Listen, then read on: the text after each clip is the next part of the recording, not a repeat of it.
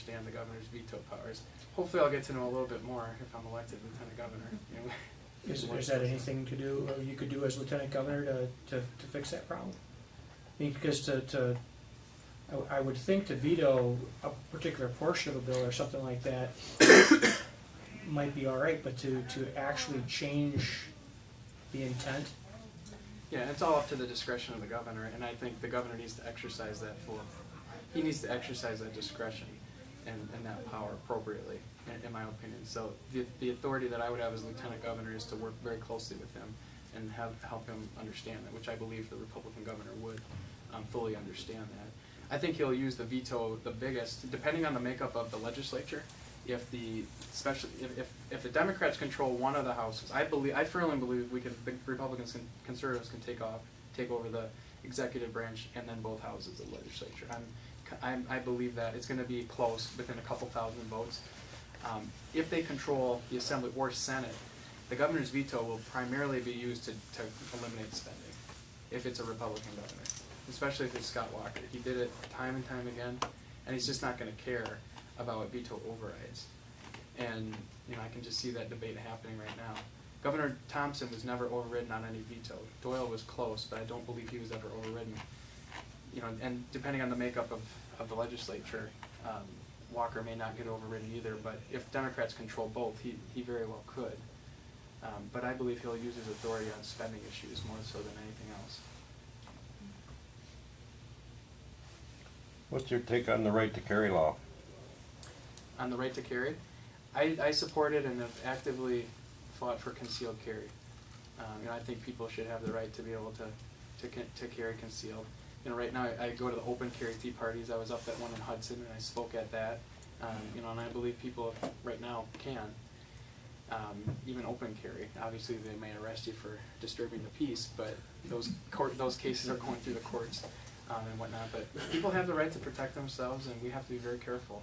I'm a strong believer in the Second Amendment, and we have to make sure that people have the right to bear arms, and I'm proud NRA supporter. So It seems that every state that has the concealed carry law, the crime rate has gone down significantly. I studied it closely when the debate was going through the legislature, my second session, or no, that was my first session, I believe, that when that went through ultimately.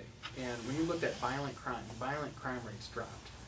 And I think at the time there was 4 states that didn't have it, and then since that time 2 others enacted some form of concealed carry. Now we're one of 2 states, us and Illinois, are the only ones that don't allow concealed carry. So, I believe that's one way we can drop violent crime, especially in Milwaukee. It doesn't take a rocket scientist to figure out. Nobody knows if you got one or not. Exactly, that's what I mean. Even if you don't carry, Even you're if you don't safe. carry, Yeah. nobody knows that. Well, on the same lines of that, I know Senate Bill 643 died in session, but they were wanted to pass a bill. I don't know.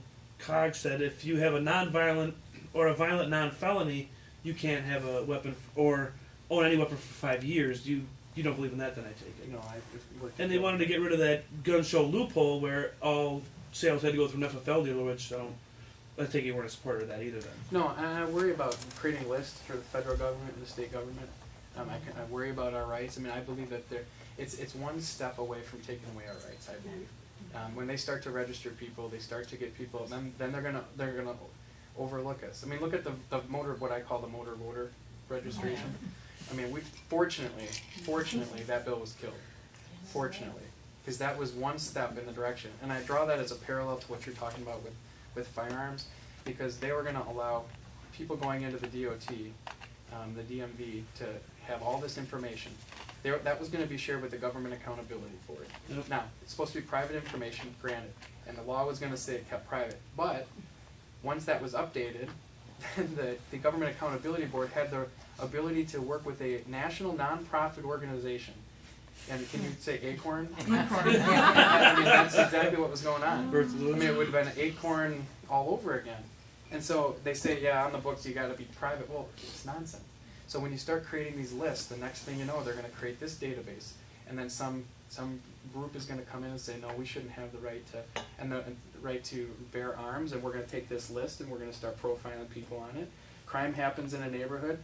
the sheriffs are gonna run over to, they're gonna run the list of people who own guns, and they're gonna go right to their house and say they're the bad people. You know, and that's what I really worry about. Well, what I'm not sure on the bill is when the Supreme Court ruled only a felony conviction can take away your right to bear arms, I thought. But how can this bill, how could it ever, well, now, even though it's not gonna go through, how can they say a violent non-felony could take away, I'm how not can they 100%, override? I'm not 100% sure, to be honest. It didn't come up for a vote in the assembly. Well, So we- I'm just glad. Yeah, we didn't go through the full. We were able to kill it at an appropriate level. What So, about and I always admit when I don't know something. So. and the Castle Doctrine, that didn't make it either. How'd you feel on that? They wanted to reword it where if you feel anyone breaks in your house, if you feel they're going to commit a crime, then obviously you can defend yourself. Because we don't really have a self-defense law, do we? I mean, No. You need to be able to protect yourself if somebody breaks in. Period. So, I mean, any law that allows somebody to protect themselves and the right of self-defense, I support. And when you start to infringe on those rights, that's one step for government. I don't care what level it is. It's one more step in infringing on our rights, and that's a very basic right that we all should be granted. Oh, of In course. my opinion. But not everybody thinks that way, and it's frustrating. I mean, that was my biggest eye-opening experience being in the legislature for 6 years. That there, and it's great to have diversity of opinion. I mean, and we all support free speech. Yeah. But I tell you what, it matters. Meetings like this matter. Keeping organized and keeping vigilant on things matters, because if you don't pay attention to this, there are groups that will, I mean, look what happened at the federal level. The overreach that happened in a year's time has been unbelievable. I mean, it's literally scary. I mean, it's not even a slow step. It's a sprint to socialism, in my opinion, what they're doing. I think And why a lot of us are here. Yeah, but you start to see that at the state level with the Castle Doctrine, but these bills that kind of slowly creep in, and they'll use certain things like they'll use domestic violence. Say, well, anybody with the domestic violence, or even if they've just been alleged to have done, not even convicted of a domestic violence, and that was the worry on some of these bills. You didn't have to be convicted. A guy, your neighbor could be mad at you for some flooding issue related to your property. Go to the courts and say, look, he's beating his wife. I heard her yelling the other day. The police could come in and take your guns. And that's what some of these bills were starting to do. Yeah, well, I got hit in a stuff. bar. I never hit anybody, but I ended up getting the same ticket the other guy did. And they would have taken away my weapons for that. And that's the type of. I'm just glad it didn't go through. I was just curious. But that's the type of encroachment that happens now in the legislature, and if we're not vigilant on these issues. And the longer the Democrats control it, the more that type of stuff is going to come through. I mean, we were up to, it was ridiculous this last week when we were in session. We were up till 4 in the morning. I mean, I think it was Tuesday night, Wednesday morning, we were up till 6 in the morning. I got home at about 7 in the morning when we adjourned. And, you know, when things are just flying through, and, you know, we're doing our very best to block it, but things are coming fast, and you're working hard at all this stuff, and you go home and sleep for as short a period of time as you can, and you get back down there, and then they go to 4 in the morning. I mean, that's no way to run a government. Mhm. I mean, there's no way at all to run a government, and that's what they're doing right now, and trying to slide stuff like that through. Do you own a handgun? I do not own one. My dad owns as many guns. My dad owns about 16 guns right now. So I'll be honest. I use his. I'm a card-carrying member of NRA. I'm a strong supporter, but I don't personally own any myself. Not because I don't want to. I grew up shooting BB guns and 22s. I hunt. I deer hunt right now, and pheasant hunt, and enjoy it a lot. But my dad keeps the guns down at his house, locked up and down there. So he lives in Monroe, so it's close enough for me. Well, now we know where there's an arsenal. I say you can go buy those too if you want. And don't tell my mom, because every year Dad likes to buy another one. It's mainly shotguns and stuff, but right If you know how many you got, you don't have enough. That's